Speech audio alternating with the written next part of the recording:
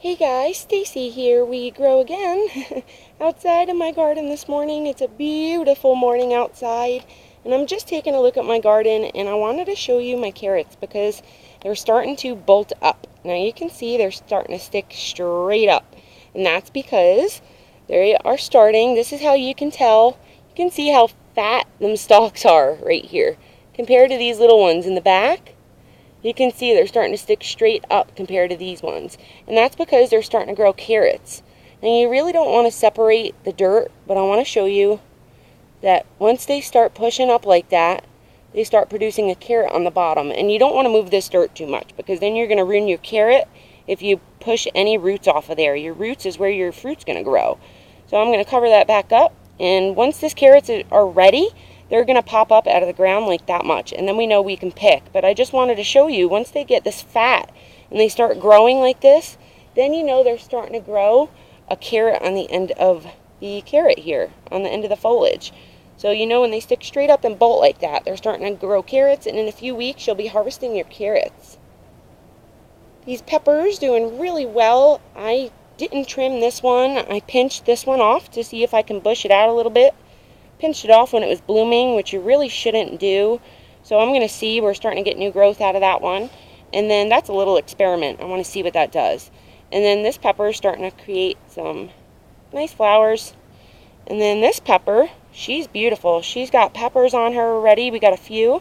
And then there's a flower turning into a pepper.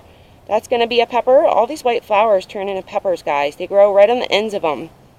You can see we got one right here that starting to grow. We just pollinated right there, and then this big one right on the bottom. And I've been backing off for my nutrients, my Miracle-Gro nutrients, to once a week with these peppers because I was getting a bunch of balls and the flowers weren't blooming. So I'm kind of letting her do her thing. You can see the pepper's nice and healthy. It's not yellow, it's growing really cute. Look how cute that little pepper is. So we're doing good once a week with the nutrients and staying on preventative. Keeping up with preventative treatment with neem oil on everything in my garden. So I don't get bugs, I don't get mold, I don't get fungus. I get everything in the book here in Florida. Tomato doing good. She's getting nutrients once a week right now because she's small. This was out of my compost pile. So you can see that. You know, you can save these little trees growing out of your compost pile if you got tomatoes in there that you put in your compost and they're growing out from the seeds. You can save them. Peas are liking the cool weather. I'm so happy. They're doing really good, and I'm staying on preventative treatment with these because for some reason these bugs here in Florida love my peas. As soon as I put them on the ground, they attack them, the aphids. They get aphids like crazy. Carrots and lettuce popping out, doing really well. And we got a blueberry doing really good so far. I've been treating. She was getting a little black spot on her. You can see all this pretty foliage. Look at that red around her leaves there. You can see I upped the fertilizer. Now, it's fall, so you should really start backing off the fertilizer with these, but I noticed they were really struggling. So that's really healthy growth with all that red tips on her. It's a blueberry, sunshine blue, and ever since I gave her those nutrients, she's been really shooting out some nice growth. She's been growing for me, and that black spot is starting to dissipate because I've been treating with my neem oil. You can see this is what black spot looks like. It gets all spotty all over the leaves. Now, this can look like normal leaf death, but I know this is black spot because it has black spots all over the leaves, and then it's got the yellow defining around it. So that's how you know it's like a fungus mold problem. If you get that yellowing around your leaves like that, you know, that's definitely black spot right there. And you don't want that, guys. You want this nice healthy stuff. These new branches growing up like this. This is a new branch. This is a new branch. Since I've been feeding it, I've been giving it my Miracle-Gro nutrients once a week, and she's got more branches starting out of her stalks too. So I'm feeding these once a week, and I'm fixing pH in my garden right now. The pH in all of my soil is off. Now, this zucchini is not sucking up calcium or any nutrients from the ground. So she kind of looks like she has calcium deficiency and stuff. This is not blight, guys, because there's no circles. There's no brown circles on the leaves with a yellow definition around it. This is regular leaf death. There's nothing on the back of it. You can see no mold on the back there. And that's important to check for. You don't want mold starting. You don't want bugs starting. This leaf looks pretty rough. I think I'm going to cut this. We'll see. But you want to clean up any dead in there. And I've been spraying for these white flies that we got. My neem oil really helps to prevent the white flies. They're just being really destructive in my garden right now.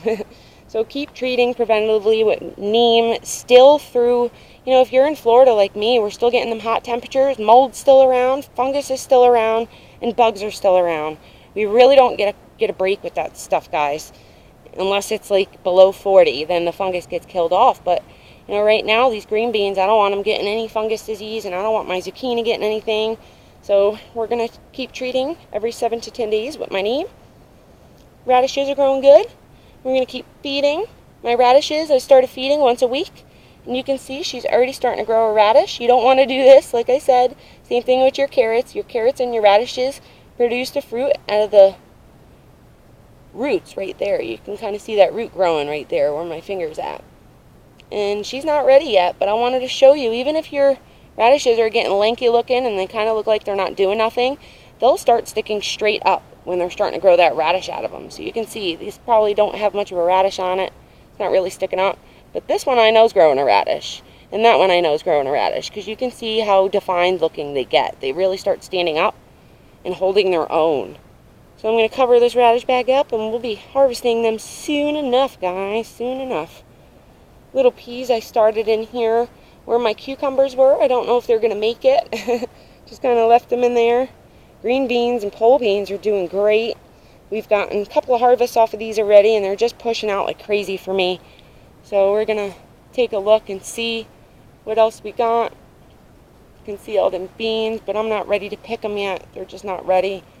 So I'm going to let them rock out a little longer. Let them get a little bigger. You can see they're growing really good, guys. That's a bean that's ready. It's a beautiful bean. These Bush Blue Lake green beans are awesome. They are so crunchy. Listen. You hear that, guys? It's so good. I love these green beans. Now you should really wash your fruit off before you go and eat it like I did if you're spraying it with neem. But I just watered this morning so I know my leaves are washed. This is pole beans. Producing good. Sorry I'm chewing in your ear. This green bean's really good. Pole beans. I planted some more pole beans and bush beans right here. So they're popping up. Doing really well. And this pumpkin, guys.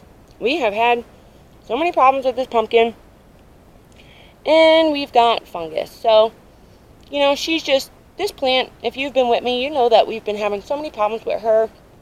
Pollinating, holding fruit. We get pollinations, we get pumpkins, not holding it. You know, she's starting to just really annoy me, this plant. And I think I'm going to get her out of here. You can see she's starting to produce a lot of flowers and stuff because I've been trimming like crazy. Trying to get her to flower out, you know, to bush out in here. I've been pruning off the end growth like crazy. You're not really supposed to do that a lot, but I've been doing it because at this point, I really can't hurt it, and I'm not worried about it, guys. So it's kind of an experiment at this point. I don't really care if I get watermelon. I kind of took it as a lost cause this year. You know, a little garden fail for this year, but everything's documented, and that's the main thing. You want to document what's going on in your garden, what you did. This way you can go back on your notes the next year, and I can say, okay, well, this spot got blight like crazy. And my plants, you can see that this side of the garden grows, but this side of the garden does not grow a thing. You can see how crazy this side is. Like, nothing wants to grow from here. This is part of my pumpkin, guys. Half my pumpkin's gone because nothing wants to grow here. I even planted green beans the same time as over there, and they're just starting to pop. See? Just starting to pop. So this section takes a long time to sprout and harvest and produce, but she's giving me beans, so can't really complain too much. This plant took a hit by something. Looks like fungus or something again. See? Nutrient burn or something. I think it's a type of fungus we're getting here, guys, and that's no good because it can get out of control really fast. So I'm going to have to keep on top with my neem oil. Make sure this doesn't happen because mold spores spread. Look, we got aphids. See what aphids do? In a matter of days. This was beautiful yesterday. There was nothing on here. Now look at these sap-sucking freaking aphids. These aphids drive me crazy, guys. Gonna have to hit her really heavy, and I want to show you, look, fungus, blight. This is fungus. You see that brown spot with the yellow around it? This is fungus. You know it's fungus.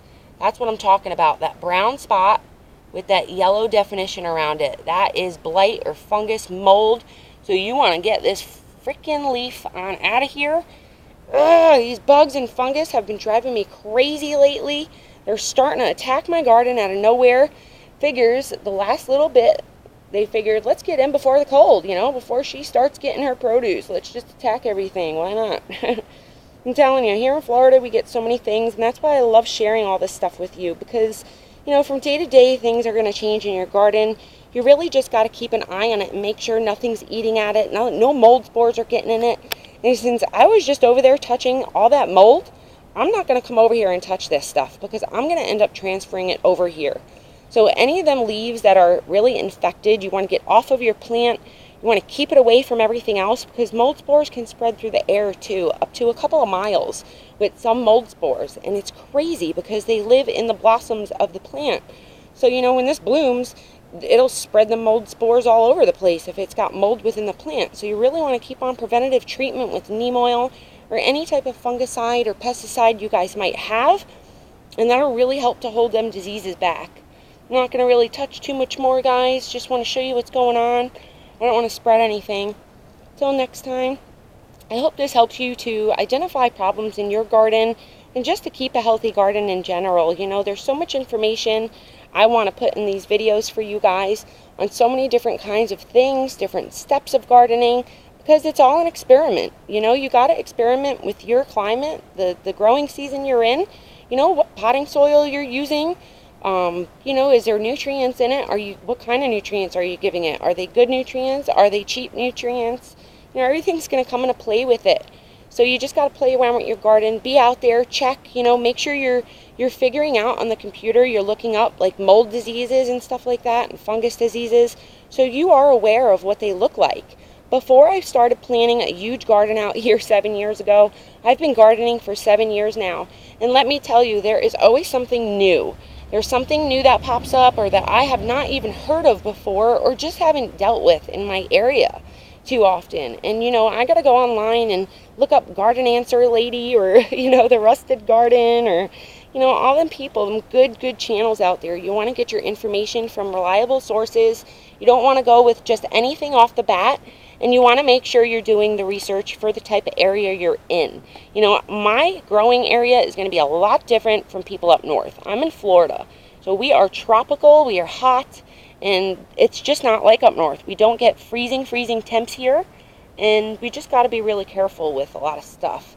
So this is getting mold, and that's why I'm touching it, guys. Look, it's mold. It's no good. That's what mold looks like. It's not regular leaf death. So get them diseases on out of there. Keep an eye out for them. Get a notebook. Write it down. Write what plant got it. You know, how it's been acting with it. Has it helped the treatment you've been doing?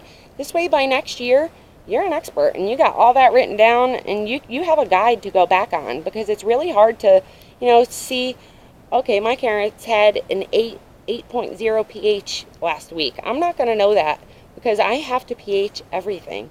I have to test my beans, I have to test my zucchini, I have to test my blueberry, my blackberry, my peppers, my carrots, my tomatoes. You know, I have to soil test everything and make sure that soil pH is correct, because then your plant is not going to grow right. So everything comes into play with it, and writing the information down really helps you to identify what's going on and what's working and what's not working. And the only way to tell, guys, and to experiment with things is, and to grow things and learn, is to do it yourself. So, you know, if I've never grown peppers before, I'm going to take a shot at it. I'm going to throw it in a pot and I'm going to let it sprout and see what I can do. Look at it, study it, take care of it, look up information. You know, you want to make sure you're giving each plant the individual attention that it needs, because this peppers could be totally different from the peppers right next to it, and they're totally the same plant.